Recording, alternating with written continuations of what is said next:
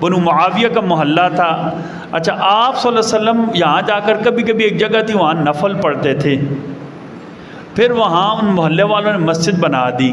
ایک مرتبہ نبی صلی اللہ علیہ وسلم نے بنو معاویہ کا جو محلہ تھا، اس کے جو سردار تھے ان کا نام تھا معاویہ بن مالک بن عوف، ان کے گھر کے پاس ایک جگہ تھی، ان کی ملکیت تھی۔ نبی صلی اللہ علیہ وسلم نے وہاں جا کر نماز پڑھی، 2 نفل پڑھے، اس کے بعد 3 دعائیں مانگی، جن میں سے 2 دعائیں اللہ نے قبول کی اور ایک دعا اللہ نے قبول نہیں کی۔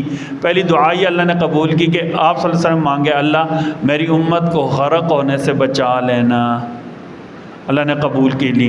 دوسری دعا مانگی کہ اے اللہ میری قوم کا، میری جو امت ہے قحط سے ہلاک نہ ہو، اللہ نے دعا بھی قبول کر لی۔